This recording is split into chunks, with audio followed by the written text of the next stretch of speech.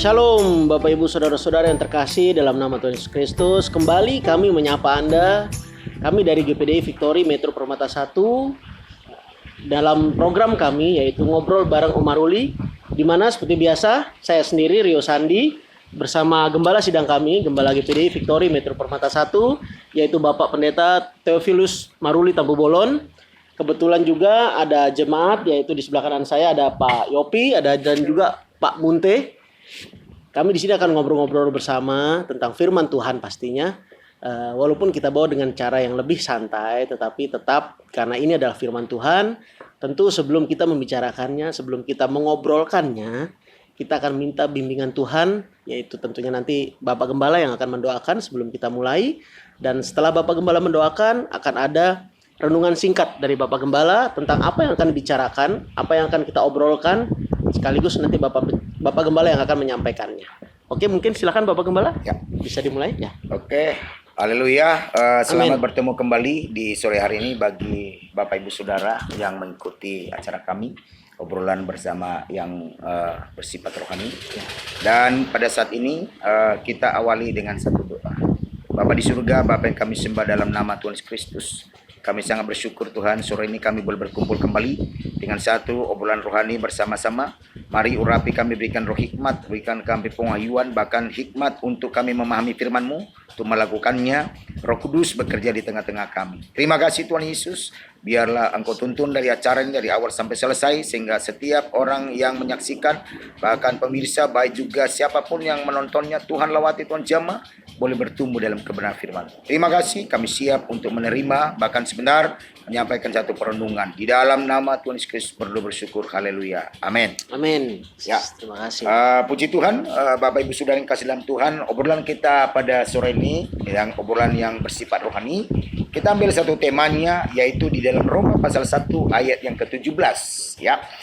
Roma pasal 1 ayat 17 berkata demikian, sebab di dalamnya nyata kebenaran Allah yang bertolak dari iman dan memimpin kepada iman, seperti ada tertulis, orang benar akan hidup oleh iman. Nah, maka dari ini kita ambil satu tema, yaitu orang benar akan hidup oleh iman. Amin. Nah, di tengah-tengah pandemi COVID-19 ini tentu banyak mengalami goncangan-goncangan iman, karena situasi ekonomi, situasi pekerjaan membuat banyak orang masih ragu ya tentang keimanannya kepada Tuhan, sehingga yang tadinya dia orang benar, orang yang hidup di dalam Tuhan, ya orang benar itu hidup dalam Tuhan, nah mulai digoncangkan dengan situasi. Berapa banyak orang di PHK karena situasi perusahaan sudah goyang, Ya. sehingga dengan berbahasa berat hati perusahaan-perusahaan harus memphk-kan akan karyawannya. Nah, tentu ada di sana juga anak-anak Tuhan yang kalau boleh kita tahu mungkin banyak juga mereka yang setia kepada Tuhan awal-awalnya sebelum COVID-19, tetapi keadaan membuat mereka harus mengalami keadaan ya. Ada mungkin sulit dalam ekonomi, tapi ditantang, bagaimanakah masihkah kita orang benar itu setelah mengalami situasi gini. Lalu gimana iman kita? Sementara kalau kita lihat di dalam Lukas pasal 18 bagian terakhir, nah ketika anak manusia atau Yesus datang, dia mencari apakah ada di bumi ini orang beriman. Nah, jadi diperhadapkan keadaan sulit ini, kondisi iman kita itu bagaimana? Ya. Masihkah iman kita itu berfungsi seperti model imannya Abraham? Ya, seperti imannya yang kita lihat di dalam Alkitab, imannya orang-orang percaya di zaman dulu sampai zaman sekarang setelah adanya pandemi COVID-19 ini. Nah, ini diperhadapkan kita. Nah, apakah kekuatan iman itu? Ya. Sementara kita tahu iman itu adalah benar-benar hidup kita bersandar sama Tuhan walaupun dalam kondisi, dalam kesulitan yang besar. Nah, mari dengan ini menjadi satu, saya membawa perenungan singkat tentang orang benar hidup. Nah, tapi kalau kita tetap benar hidup kita di dalam Tuhan, di dalam Mazmur pasal 37 katakan, orang benar itu tidak pernah ditinggalkan. Anak cucunya tidak sampai meminta-minta roti. Amin. Nah, yang menjadi pertanyaan, apakah kita masih tetap benar di dalam iman? Seperti Abraham. Abraham pernah mengalami kesulitan, ya. Keadaan yang sulit dia pernah alami. Tapi imannya tidak goyah, ya. Imannya tidak goyah. Ketika dia juga mempersembahkan Ishak yang harus dikorbankan, imannya pun diuji.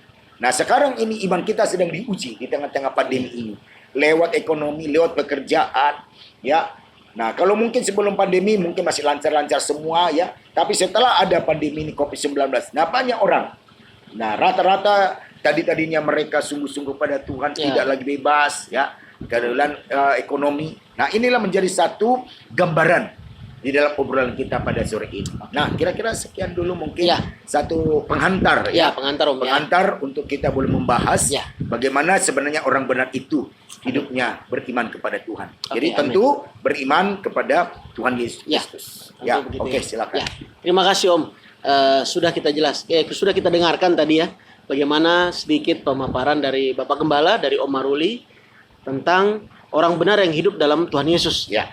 Tentunya memang benar Om, dalam kondisi seperti ini, kondisi ya semua orang merasakan, bahkan dunia, tentang efek samping atau apa yang kita rasakan dari adanya COVID-19 ini, dari adanya pandemi virus yang mendunia ini. Banyak orang merasakan, bahkan mungkin kita juga merasakan, tetapi ya itulah pentingnya kita hidup di dalam iman. Gimana kita hidup dalam iman, bahkan tadi Om bilang di dalam Mazmur Om ya, dalam Mazmur bahwa Mazmur 37 kalau nggak salah tadi ya. Di mana tadi mengatakan orang benar akan dipelihara Tuhan. Ya, tidak anak cucu tidak akan sampai meminta-minta. Luar biasa. Bahkan sebelum ada COVID-19 dari ribuan tahun yang lalu sudah diberitakan, sudah ada di dalam firman. Jadi mungkin ini memang obrolan yang sebenarnya hampir semua orang merasakan Om ya. Anak-anak Tuhan, walaupun mungkin mereka yang belum mengenal Tuhan, dan siapapun kita pasti akan merasakan hal ini. Mungkin dari Pak Yopi atau mungkin dari Pak Munte bisa ada pertanyaan sedikit mungkin pertama, jadi supaya jangan saya terus nih, gitu loh. Silakan. Silakan dulu sama Pak Yopi. Nah, silakan Om. Bagaimana Om jalan kita mempertahankan iman percaya kita di dalam keadaan seperti ini untuk kita tetap bertahan di dalam jalan kita bersama Tuhan. Nah, ini bagus sekali. Ini nih. Nah, ini pertanyaan dari dalam hati. Nah, itu sangat bagus ya pertanyaan. Nah, ini kan zaman sulit ya. Betul sekali Om. Kita membayangkan dulu bagaimana Ishak di dalam Kejadian pasal 26 ya. Waktu itu zaman kelaparan. Dan waktu itu dia hampir mau pergi ke Mesir karena memang kelaparan. Dia menghadapi satu ujian yang berat. Di sisi lain sudah tidak ada bahan makanan karena kesulitan ada di Gerar. Tetapi di sisi lain dia butuh makan, dia butuh keperluan. Tapi di sisi lain Tuhan bicara sama dia. Ishak tinggal saja di Gerar. Nah, ini suatu tantangan yang berat dan hampir sama seperti model sekarang. Di sisi lain kita ini mau bertahan hidup. Di sisi lain kita mau bertahan dalam keluarga. Nah, tetapi keadaan kita, nah ini kan setiap hari kita butuh kebutuhan sehari-hari. Nah, memang mempertahankan iman ini, disinilah perlu kita bagaimana kita mendekatkan diri sama Tuhan. Karena bisa kita bertumbuh dalam iman, bisa kita kuat dalam iman ketika kita melekat dengan Tuhan. Nah, dengan melekat kita Tuhan, dengan menjalin hubungan dengan Tuhan, di situ kita dapat satu kekuatan terbaru. Sehingga iman kita yang sudah mulai lemah karena situasi, dan ketika kita datang kepada Tuhan, nah datang kita berseru kepada Tuhan, maka dikatakan dalam Yeremia 33:3, berserulah kepadaku, nah, maka aku akan menjawab dan memberikan satu kekuatan bagimu. Nah, artinya salah satu kita bisa kuat menghadapi situasi sekarang agar iman kita jangan sampai lemah, jangan sampai kita tinggalkan Tuhan, jangan sampai kita kecewa, kita putus asa. Nah, karena situasi ini, mari salah satunya kita dekat dengan Tuhan. Dekat kita Tuhan. Jangan sampai Ruth di dalam Alkitab itu ketika ada masalah di Bethlehem kelaparan, dia pergi nggak kuat imannya, dia pergi ke Moab. Nah, dia pergi di sana, Tuhan kasih kesempatan 10 tahun, dia tidak mau kembali ke Bethlehem. Nanti tunggu meninggal dulu suaminya, meninggal anaknya. Nah, baru dia sadar. Maka dikatakan, jangan sebut lagi saya Naomi. Jangan sebut lagi saya Naomi ya. Nah, apa jadinya? Naomi pergi dia pergi dari Bethlehem, dia ke Moab. Tapi 10 tahun dia taruh di situ, di Moab itu tidak balik-balik ke Bethlehem. Nah, imannya goyah karena kelaparan di Bethlehem. Tapi akhirnya dia kembali setelah habis dulu. Nah setelah habis, itulah sebabnya jangan sebut lagi saya Naomi, tapi sebutlah saya pahit, karena pahit rasanya. Nah ini harus kita jaga supaya tidak pahit hidup kita, supaya tidak pahit kita menghadapi situasi ini. Kita tidak kecewa, tidak salahin Tuhan, tidak salahin akan kehidupan ini. Nah kalau kita sudah mulai lemah, nanti lama-lama ujungnya kita putus asa, kita salahkan hidup kita salahkan Tuhan. Salahkan Tuhan itu. Salahkan Tuhan. Nah gimana? Apalagi kalau misalnya dia setia beribadah, dia setia datang ke gereja. Nah ketika menghadapi ini, ya tahu-tahu ada masalah, ada persoalan, ada kekeringan, ya. Tetapi kalau kita bertahan dengan selalu sampai menunggu waktunya Tuhan, bertahan terus dengan kita bersekutu ke Tuhan, karena segala sesuatu ada masanya. Pengkhotbah katakan segala sesuatu ada waktunya. Ada waktu lahir, ada waktu meninggal, ada waktu menangis, ada waktu tertawa. Nah, masalah itu pasti ada waktunya. Asal kita pertama sabar, kita tetap tekun, tetap mendekatkan diri ke Tuhan, dan kita jangan putus asa, ya. Nah, jangan putus asa. Karena apa? Setiap masalah itu memang Tuhan tahu dalam 1 Korintus pasal 10:13. Persoalan-persoalan yang kamu hadapi, pencobaan-pencobaan kamu hadapi adalah pencobaan biasa. Tidak melebihi, tidak melebihi kekuatanmu. Nah, itu dikatakan. Tetapi dikatakan Allah setia, dia setia. Dan dia tidak membiarkan melalui kekuatan, dan dia berikan jalan keluar. Pasti ada jalan keluar. Asal sabar kita menunggu waktunya Tuhan. Nah, kira-kira gitulah satu mungkin secara ringkas, ya, bagaimana kita menjaga iman kita ini di tengah pandemi COVID-19 ini, agar kita tetap eksis kepada Tuhan, kembali kita tetap setia kepada Tuhan, walaupun keadaan memang di depan mata kita masalah yang berat, tapi pasti Tuhan bela, Tuhan bela. Nah seperti pernah saya katakan, keadaan kesulitan pernah di Sarpat itu, janda itu. Nah tidak ada makan, tinggal segenggam tepung ketika dijumpai Elia, tapi dia percaya, dia kuat imannya, dia yakin bahwa ketika datang Elia ke dia, pasti ini utusan Tuhan. Pasti ada rencana Tuhan. Ternyata dengan segenggam tepung itu dia bisa memberi makan 3,5 tahun. Nah, itu tidak mungkin kalau bukan bahasa iman. Itu tidak mungkin kalau bukan kekuatan iman. Bagaimana bisa cukup makan seorang janda dengan anaknya hanya segenggam tepung? Nah, nggak mungkin. Tepung itu kalau sudah 1 bulan mungkin dia akan berjamur. Tetapi ini tepung awet terus. Nah itu, jadi kira-kira seperti itu. Tidak hanya kita percaya atau beriman, tetapi juga kita berhikmat juga, Om, ya. Kita berhikmat juga. Jadi dalam artian mungkin apa yang tadi Om sampaikan kepada kita semua, kepada Om Yopi tentunya juga yang bertanya, tidak cukup hanya kita kita percaya, tetapi memang ada kondisi-kondisi yang kita pikir, ya kayak tadi janda di Sarpat. Kalau secara logika kan Om, secara kita berpikir biasa, masa iya segenggam tepung, saya sendiri sudah dewasa, gak cukup. Anak saya 2, ya kan Om? Itu janda Sarpat anaknya 2 kan? Anak saya 2, saya sendiri sudah dewasa. Bagaimanalah kemampuan Om, ya? Bagaimanalah kemampuan segenggam tepung ini bisa kenyang? Segenggam tepung paling di open, di kembang cuman segini. Buat saya gak cukup. Nah, jangankan buat Pak Munte, buat saya sendiri. Buat saya sendiri mungkin gak cukup tuh. Sama istri, ya? Nah, ya kan, tetapi itulah ya Tuhan, itulah bahasa iman. Jadi sudah kita dengarkan tadi apa pemaparan dari Bapak Gembala. Jadi memang kita tetap yakin saja, tetap yakin walaupun memang berat, walaupun memang mungkin secara logika kita gimana sih kita disuruh yakin gitu ya. Seperti tadi janda di Sarpat tadi, gimana kita disuruh yakin? Cuman segenggam tepung kok, 3 orang makan, 1 orang dewasa, 2 orang anak. Tetapi itu ternyata bisa bertahan 3,5 tahun. Itu Om, kurang lebih. Memang memang kita percaya ini harus betul-betul ya. Menurut saya nih Om, ya, kita ini percaya ini betul-betul kalau bisa tidak pakai logika. Jangan kita menggunakan logika. Ketika kita menggunakan logika ya tidak akan nyambung Om, ya. Apa yang Bapak Gembala tadi sampaikan kan mana mungkin lah. Secara logika kan nggak akan mungkin Om, ya.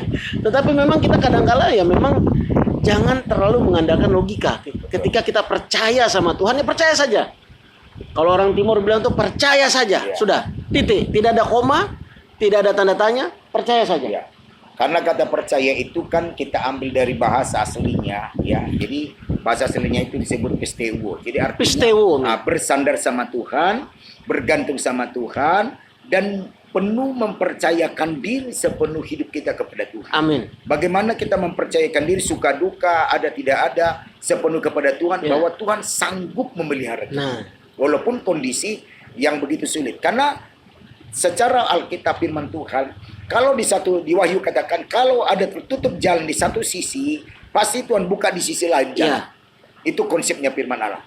Tapi yang menjadi masalah, kita ini benar-benar gak mempercayakan diri kita sepenuh pada Tuhan, atau kita sudah ada di tunggal, atau katakan sudah ada bergabung antara iman dengan logika. Jadi itulah yang muncul keraguan-raguan. Betul. Nah, itu yang pernah dialami bangsa Israel ketika berjalan dari Mesir ke tanah Kanaan. Akhirnya mereka bersungut-sungut. Bukannya tidak dipelihara. 40 tahun mereka tidak perlu capek-capek cari makan. Iya, selalu disediakan. Mana, ya. Ketika mereka mau minum air, ada air minum. Ya. Ketika mereka bosan makan mana, nah Tuhan kasih akan burung puyuh mereka makan. Ya. Nah, Tuhan sediakan, tapi kadang-kadang tidak langsung instan. Ya. Nah, jadi tidak datang dulu, ketika mereka butuh langsung ada. Nah, jadi bukan nanti mereka ingin supaya langsung numpuk di depan. Ya. Nah, kadang-kadang manusia maunya begitu. Kadang-kadang manusia itu. Manusia pengennya instan aja. Nah, ya itu. Ya gitu ya Om Yopi ya. Mungkin Pak Yopi juga sudah mulai mengerti ya maksudnya tadi ya. Jadi memang ya kita membutuhkan tidak hanya percaya omongan saja, tapi memang kita pun dalam hidup kita, dalam iman kita harus percaya. Mungkin Pak Munti juga ada tambahan pertanyaan? Saya pertanyaan. Sudah ditunggu-nunggu. Sudah nunggu-nunggu nih kelihatan. Sebenarnya waktu saya kurang banyak. Pertanyaan terlalu banyak. Jadi kalau saya dengar tadi itu sebenarnya tentang iman. Iya. Iman. Jadi, begini Pak Rio, kita orang di umum mungkin dari budaya atau dari kebiasaan nongkrong di satu tempat gitu kan. Sering orang katakan iman, bahkan di sini pun kita bilang iman. Tapi kadang-kadang kalau kita ceritakan iman, teman suka bertanya, si iman itu siapa gitu ya kan? Di mana tempatnya itu si iman katanya gitu kan? Nah, jadi ini perlu juga nanti Pak Gembala cerita dijabarkan. Nah, iman itu sebenarnya apa? Di mana iman itu? Nah, dan bagaimana orang sudah terjadi kesusahan kok lari iman gitu. Nah, tolong Pak Gembala ini puaskan dulu orang pendengar ini. Jadi nanti mungkin kalau misalnya pertanyaan ini mewakili pertanyaan dari teman-teman Pak Munti mungkin ya. Mungkin ada teman-teman juga saya dengar, dan saya juga mungkin memuaskan mereka. Nah, nanti kalau ada pertanyaan lagi bisa dijawab. Yang ahlinya itu kan ada di sebelah kita. Oke, silakan Om. Jadi memang iman itu adalah kelihatan memang abstrak. Ya, betul. Tidak kita bisa sentuh seperti mungkin nama orang. Orang bisa punya nama iman. Namanya iman banyak. Tetapi belum tentu kadang-kadang dengan nama itu dia mempunyai satu keyakinan yang kuat. Ya, walaupun mungkin orang tuanya supaya nanti anak saya besar punya keyakinan yang kuat, itu mungkin perencanaan tujuan orang tuanya. Tapi berjalannya hidup ternyata tidak seperti itu. Tidak semudah itu. Tidak semudah itu ya. Nah, tetapi dalam Alkitab firman Allah yang kita perhatikan ini, bicara iman itu, kita kembali kepada kata dasarnya ya.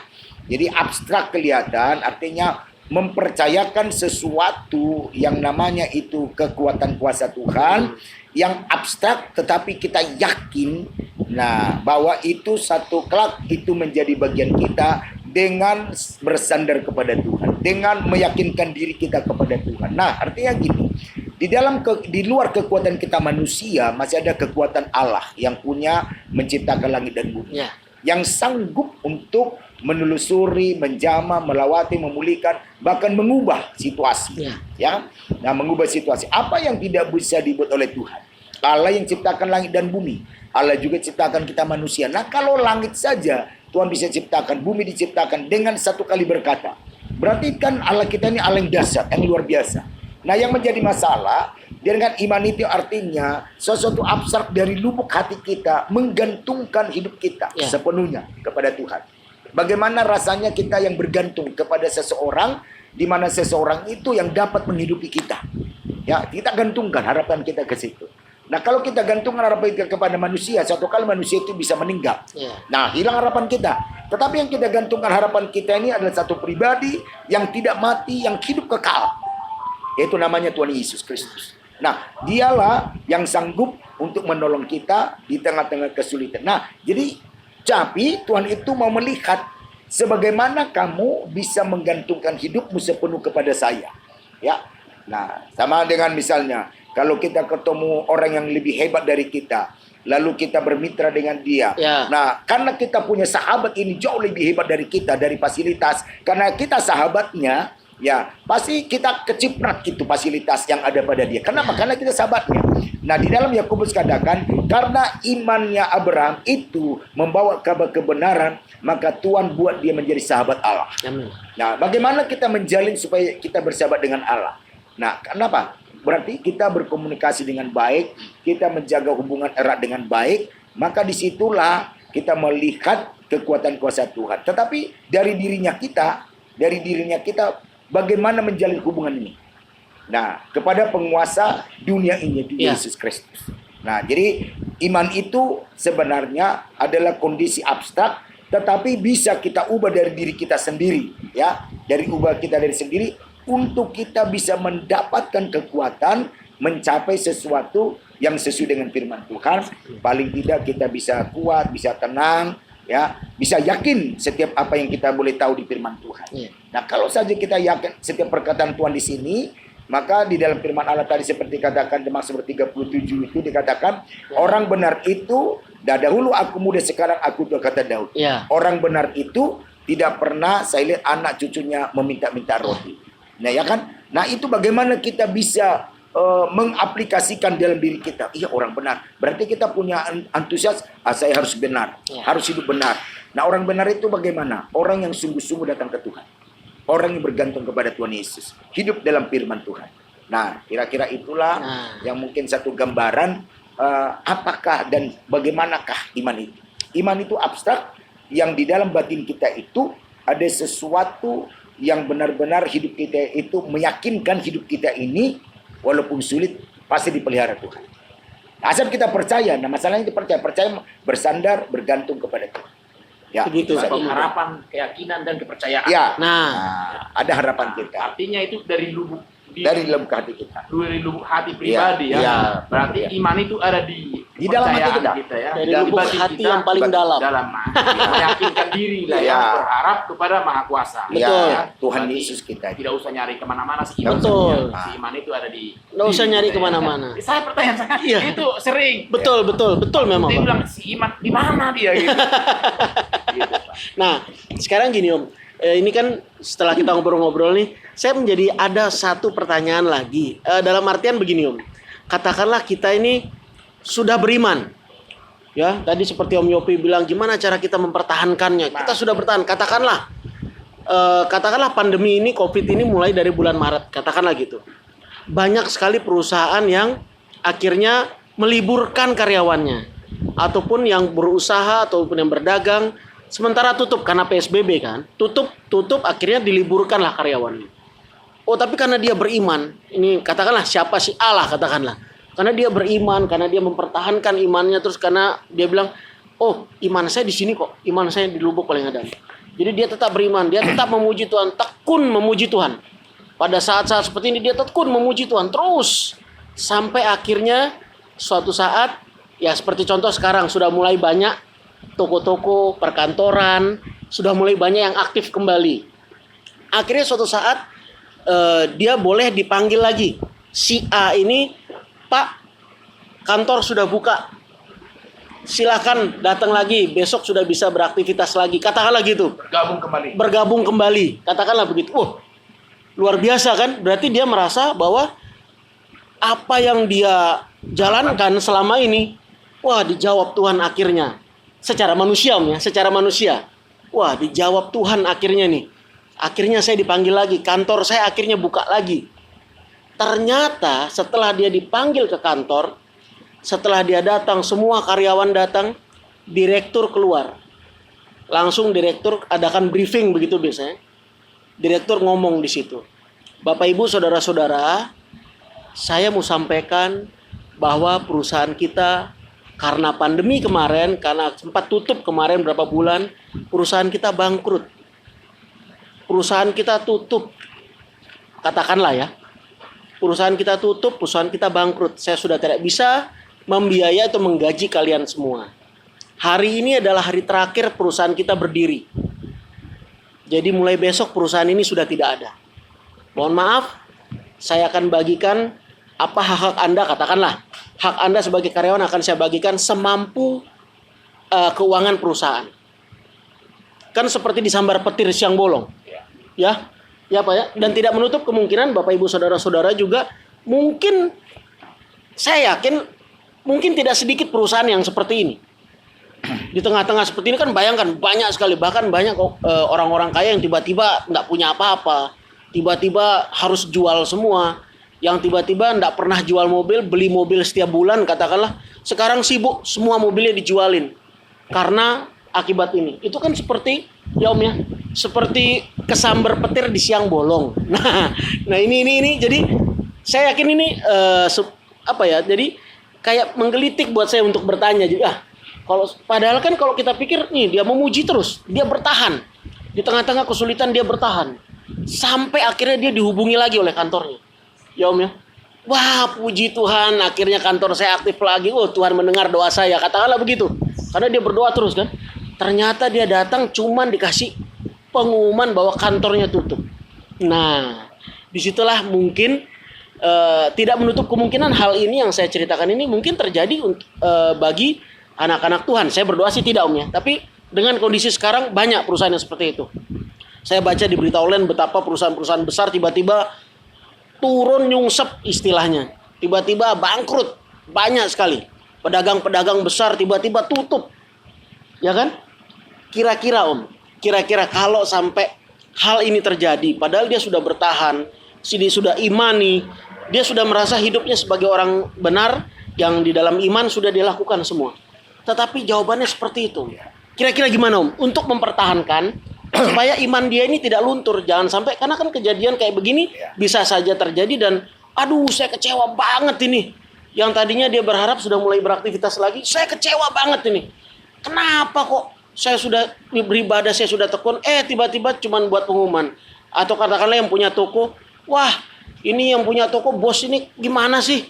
Saya sudah tekun supaya bos diberkati, supaya dagangan kita rame lagi. Ternyata bos cuma mau ngomong toko tutup. Ya. Gimana Om kira-kira Om? Jadi, ini mungkin ini. Ya. Jadi begini, kita ambil saja satu contoh. Ya. Ya. Jadi saya ambil menjawab itu satu contoh kehidupan Abraham.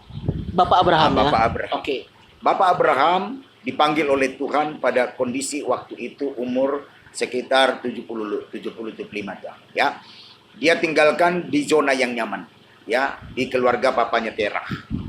Jadi latar belakang Abraham itu adalah orang yang tidak percaya Tuhan.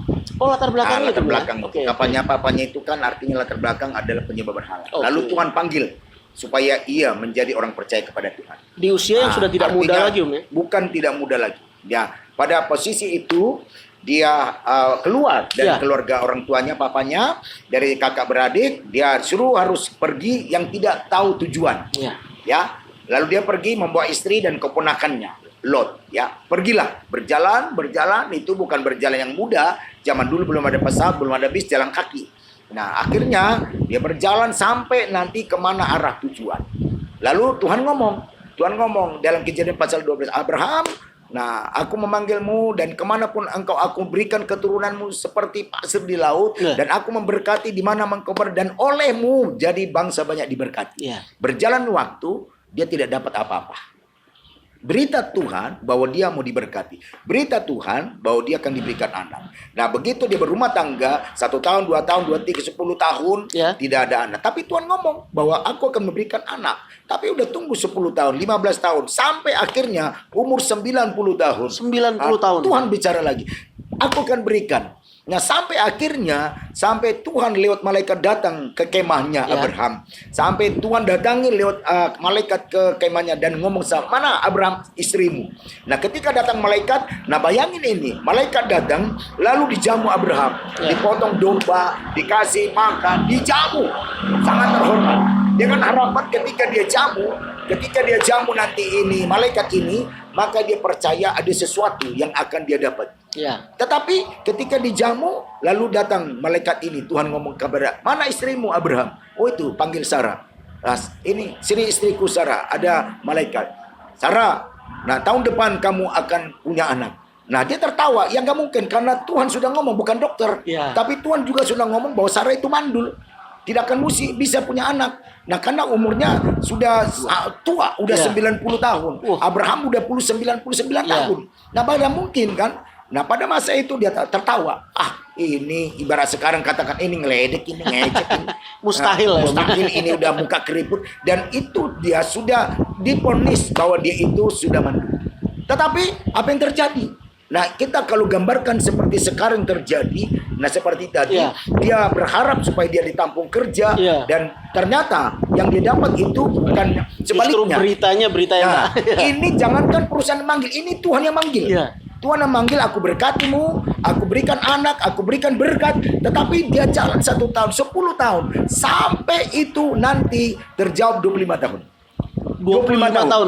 Dan setelah umurnya 100 tahun, Abraham, barulah Sarah melahirkan. Ya, baru melahirkan. Nah, setelah melahirkan, lahirlah Ishak. Nah, lahir Ishak. Nah, apa yang terjadi? Setelah bertumbuh Ishak ini menjadi seorang remaja, malah Tuhan ngomong, Abraham, mana anakmu Ishak? Ada bermainnya Tuhan, panggil, sembelih. Bayangin, orang ini ditunggu 25 tahun. Betul. Suruh potong, seperti memotong domba.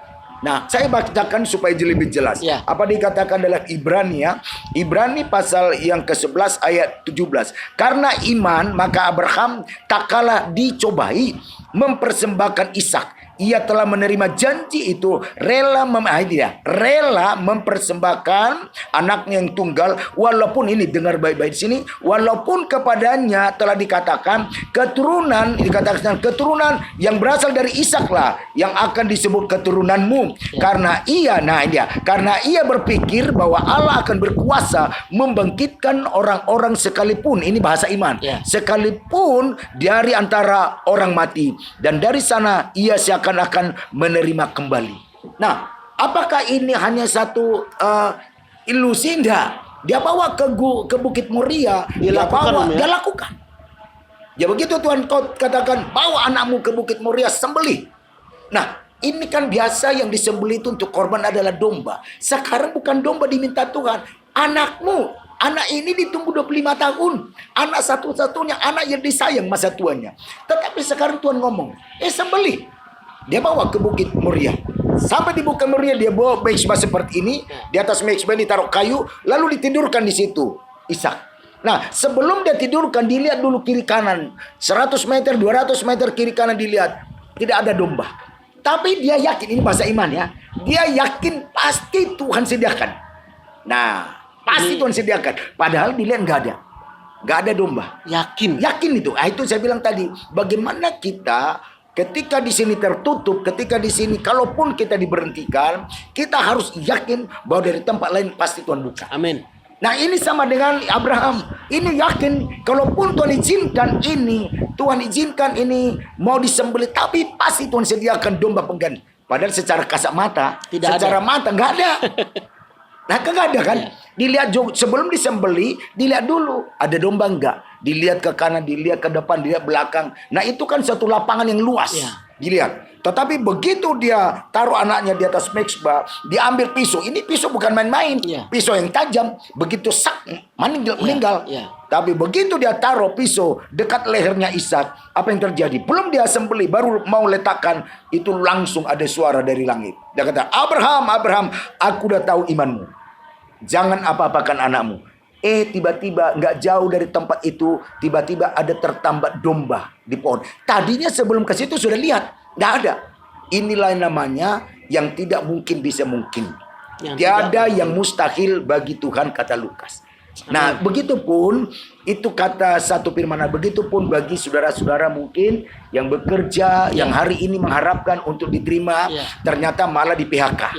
Atau yang berdagang juga. Atau berdagang, yang harapan dagangannya akan tambah maju, ternyata malah bangkrut.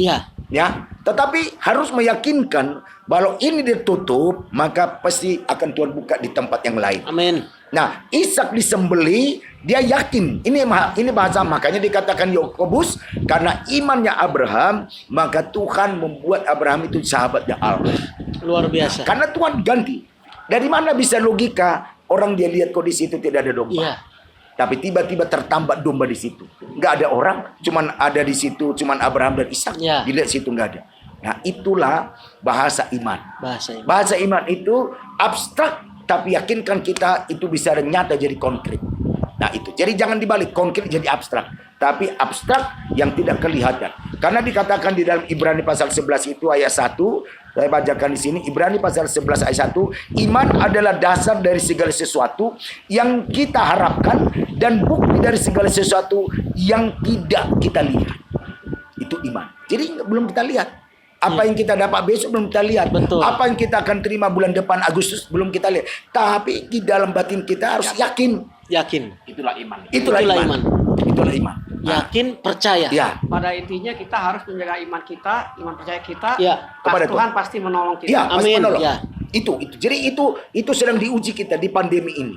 Bagaimana ketika kamu sulit menggantungkan imanmu itu betul kepada Tuhan.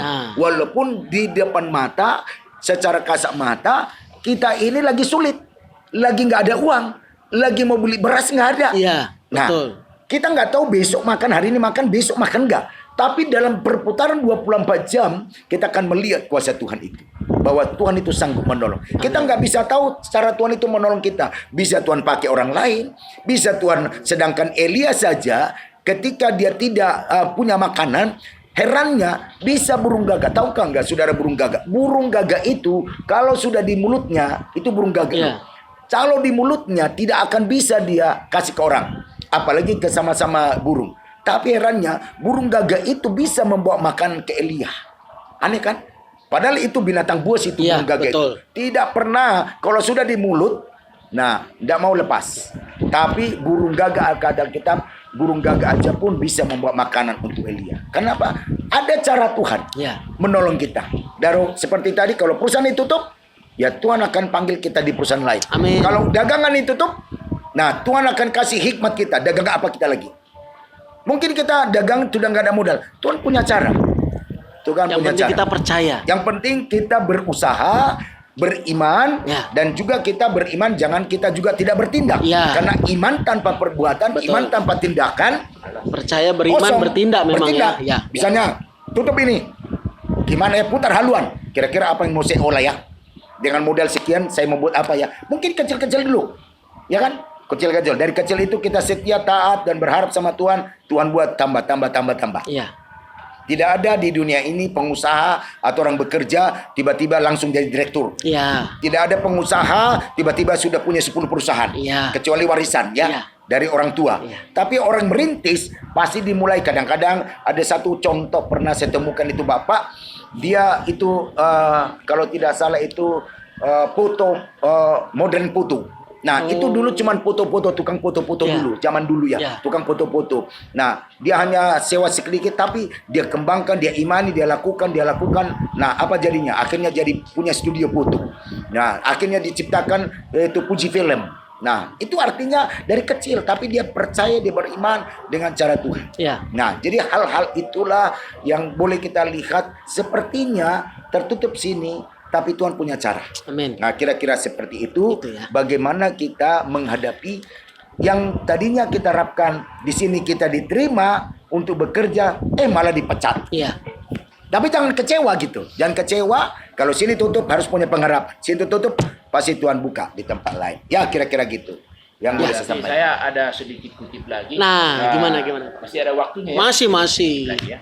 Jadi yang paling hebat sesuai ajaran di agama Kristen itu imannya ini ada tujuan imannya ini. Artinya iman ini berharap kepada seseorang supaya iman kan banyak kita ini dari bermacam kepercayaan ya. Nah, mungkin dari bermacam agama mungkin begitu.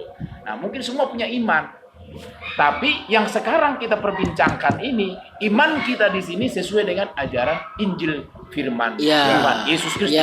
Jadi artinya bahwa iman kita itu jangan salah arahnya. Betul. Nah, ini yang perlu dibenarkan di sini. Bahwa iman kita di sini itu semua, jangan sampai teman-teman, saya juga punya iman kok. Nah, gitu kan, kemana imannya? Kepada siapa gitu ya. Jadi kalau menurut firman seperti yang dijabarkan Pak Gembala kita, bahwa iman kita itu jangan salah arah. Ya. Berharap kepada Tuhan yang hidup. Betul. Nah, itu firman kita adalah Injil. Ya. Nah, itu yaitu firman adalah Tuhan Yesus sendiri. Amin. Nah, itu arahnya iman kita itu ke sana. Ya. Jadi tidak ada. Mungkin Pak Gembala yang lebih jelas. Ya, jadi gini, kita hidup ini ada dua ya, ada dua tentang keimanan kita ini. Kita ini beriman kepada Yesus Kristus, tentu ada tujuan kemana, ya kan? Kita ini percaya sama Yesus, apakah tujuan kita hanya supaya kita kaya? Ya. Apakah tujuan kita percaya Yesus supaya saya diberkati? Apakah tujuan kita kepada Yesus beriman supaya kita sehat? Nah, kita lihat dulu, kita beriman kepada Yesus, motivasi kita ini kemana gitu. Karena banyak orang, mari datang ke gereja, supaya kamu nanti diberkati. Begitu dia tidak diberkati, dia kecewa. Nah katanya di gerejamu kami nanti akan diberkati. Nah, ini katanya ada iman di situ. Nah, katanya di situ ada iman. Nah, ini yang salah sasaran. Ini yang salah. Jadi kita melihat, jadi ada dua. Iman kita ini dalam suka duka, dalam susah senang, tetap kita bergantung kepada Tuhan. Itulah iman yang murni. Ada iman yang tidak murni. Kenapa? Dia beriman tapi mengharapkan sesuatu. Jadi mengharapkan secara jasmani. Nah, itu. Jangankan kita yang beriman, yang tidak beriman pun walau kerja keras, dia ulet bisa diberkati. Ya kan? Jadi kalau kita sungguh-sungguh beriman, walaupun kita mungkin belum diberkati, walaupun kita mengalami kesulitan, iman kita itu tetap kokoh. Iman kita tetap kokoh. Tetapi kalau sudah salah motivasi, kita sudah salah tujuan, makanya perlu iman itu punya tujuan. Tujuan kita beriman apa sih? Tujuan kita beriman menggantungkan hidup kita kepada Tuhan, atau kita beriman supaya saya diberkati. Karena banyak orang kecewa, akhirnya putus asa. Akhirnya mereka kecewa. Saya sudah sungguh-sungguh berdoa, saya sudah sungguh-sungguh melayani, saya sudah sungguh-sungguh berkorban, tetapi malah saya bangkrut. Nah, kenapa? Tujuan imannya itu melakukan berkorban, melayani, tujuannya diberi 1 untuk mendapat 5. Ya kan? Diberi ini, berkorban dia, saya akan berkorban untuk gereja, katakanlah 10, supaya saya besok bulan depan dapat 20.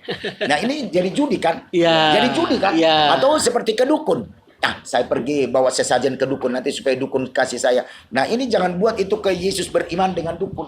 Nggak bisa Pak Gembala ya? Wah, itu namanya ke dukun. Nah, itu kita ini ke Yesus benar-benar susah, senang, belum dapat, bukan artinya tidak dapat, belum dapat atau sudah dapat. Karena gini, ketika kita susah sesusah-susahnya, itu bisa menyangkal Yesus. Kalau dia tidak imannya kuat. Tinggi pun kita diberkati melimpah. Punya rumah besar, punya mobil mewah, punya uang berkelimpahan, deposito, itu juga punya usaha, itu bisa dia juga menyangkal Yesus. Jadi sombong. Nah, makanya kita senang, kita kaya, kita susah, iman kita itu tetap stabil. Ya, tetap stabil.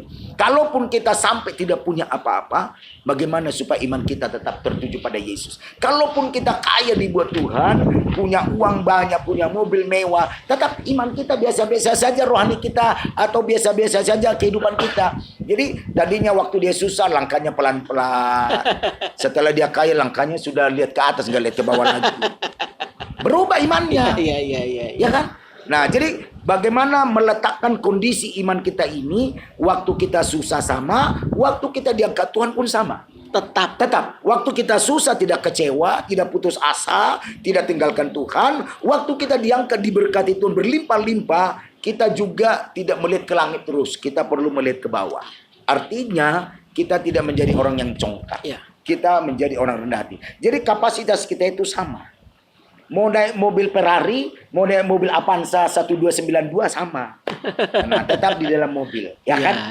Nah, mau main mobil Vario juga, nah, atau mobil apa itu, mobil Pak Buntir. Nah, sama saja dengan mobil Ferrari, sama. Kenapa? Kondisi hati. Nah, itu yang perlu dijaga kan? Kondisi hati. Nah, jadi artinya kita ini diangkat, jadi dilihat dulu iman kita ini mau apa sih? Tujuan apa sih? Kita beriman ini, apakah ini hanya tujuan kita supaya diberkati? Tujuan kita supaya kaya? Nah, takutnya nggak diberkati, nggak kaya. ya udah nggak mau lagi dia percaya sama Yesus. Berarti mungkin begini Pak Gembala ya. Artinya berharap diberkati mungkin wajar sah-sah aja. Sah-sah saja. Sah-sah aja ya. Iya. Jadi hanya jangan berpatokan langsung harus diberkati. Iya. Iya. Itu pengertiannya Betul. mungkin Betul. ada selahnya gitu ya. Jadi berharap kepada Tuhan untuk diberkati sah-sah aja. Sah-sah saja. Nah, cuman jangan datang kepada Tuhan Itu hanya tujuan. Jangan tujuan ke Tuhan hanya meminta berkat. Iya. Berarti, Tanpa ada tindakan. Nah, artinya berarti pengertian Pak Gembala ke situ tadi ya. Iya. Jangan datang ke Tuhan hanya Kan minta berkat Iya. berkat Iya. gitu ya. Karena Tuhan pun sebenarnya tahu apa yang kita Tahu. butuhkan Iya. ya. Tahu. Artinya kita datang ke Tuhan pun dia sudah tahu apa Sudah yang kita tahu, minta betul. gitu Iya. ya. Apa yang kita Betul. perlu dia tahu. Iya. Malah kan dikatakan kan gini, waktu tidur pun kamu aku sediakan berkat. Berarti dia tahu kan? Tidur aja kita siapkan berkat. Iya. Nah, jadi kalau soal apa yang kita butuhkan itu, dia kan maha tahu, maha hadir, maha segala-galanya. Iya. Tuhan Yesus Kristus. Jadi yang menjadi motivasi dan tujuan kita. Jangan supaya salah ya. jangan salah. Iya. Ketika diangkat Tuhan, tidak salah kita berdoa minta diberkati. Nggak salah, nggak dosa. Malah kita kalau diberkati, bisa kita memuliakan Tuhan, bisa menopang pelayanan, malah bagus. Tapi mungkin terkadang banyak juga begini Pak Gembala ya. Gimana? Hanya pengungkapan ya, artinya saya sudah datang, saya sudah menyembah. Ya, itu tadi. Gitu. Betul. Iya, cuman hanya ini penilaian dia Iya. ya.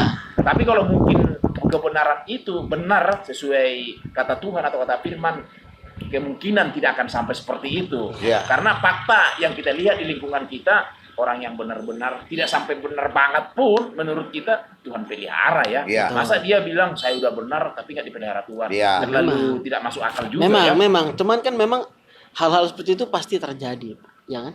Katakanlah kayak tadi contoh Bapak Abraham sudah menunggu 25 tahun. Dia. Nah, 25 tahun menunggu. hanya waktu lah ya. Iya. Waktu ya. Sudah dapat kok Tuhan minta lagi. Sulam Iya. enggak?